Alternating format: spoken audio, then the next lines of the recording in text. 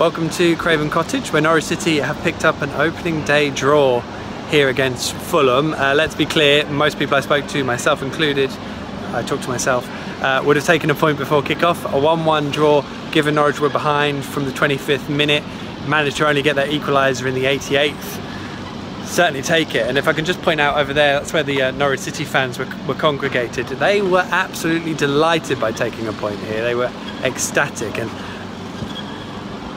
it's hard because it's the opening game of the season, but you can't deny in this situation there was a real feel-good factor. Probably as much as winning 4-1 and just breezing aside Blackburn, because last season, of course, in the opening day, because in that situation, I think Norwich was so in control. It was, look at what we're going to get this season, and of course we know what then happened.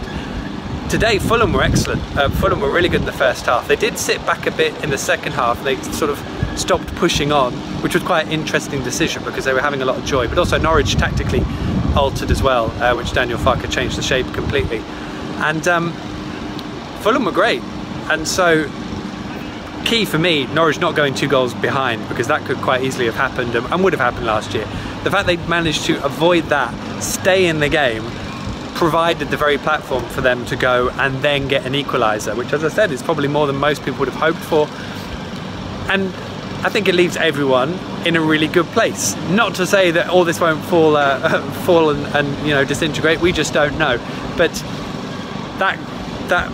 those sort of seeds of positivity are going to be so important given the change Norwich are going through. And let's be clear, in the first half there were a lot of issues in terms of Norwich were getting overran. Mario Vrancic looked like a player who was, holy mother of Lord, what am I playing in here?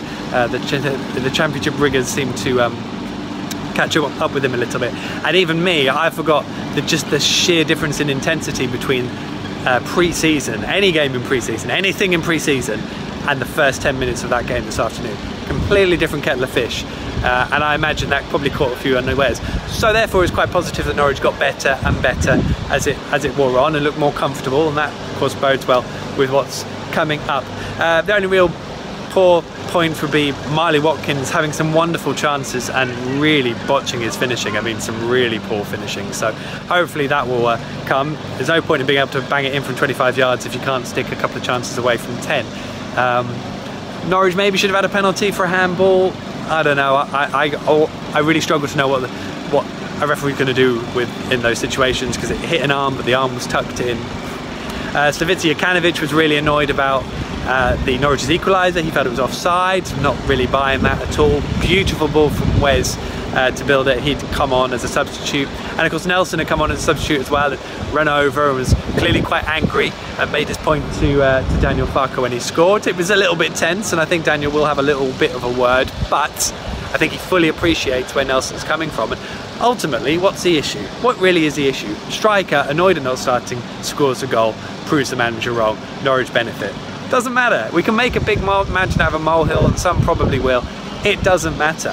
What matters is if Norwich are 4-0 down and he starts punching his teammates, or he just walks off the pitch, then we've got an issue. If he's going to run on, be angry and score a goal, fine with that. So hopefully, of course, it then pushes on. Maybe Nelson gets a start, scores a couple of goals, and Cameron Strome is a bit annoyed, and then he goes and returns the favour. So that's what we want, of course. That and some better finishing from Marley Watkins. The goal Norwich conceded was an own goal through Russell Martin. He will get lots of stick for that, whereas ultimately I don't think there was much you could have done about it at all. Likewise, Yannick Wiltshire actually did pretty well, but had to be sacrificed for the change in formation, and kind of got done a few times defensively, although he looked good going forward. Swings and roundabouts. This is a work in progress. We said it all before kick-off today. There's so much to get on with and sort out. To pick up a point when there's still so much to sort out somewhere like this, where Fulham are spending £5 million on a striker and are going to be thoroughly involved in any kind of promotion push come the end of the season. To me, that's pretty much as good a start as you could hope for given what Norwich are doing. So we'll see how we get on from here, of course. Don't forget PinkUn.com, all the analysis. Hopefully I'll be grabbing Paddy in a bit as well, and there'll be loads on PinkUn.com throughout Sunday too. And then of course we've got a cup game on Tuesday against Swindon to come around. Maybe Christoph Zimmermann will play in that one too. Who knows? But anyway, Fulham 1, Norwich 1. I'm happy. I think you should be too.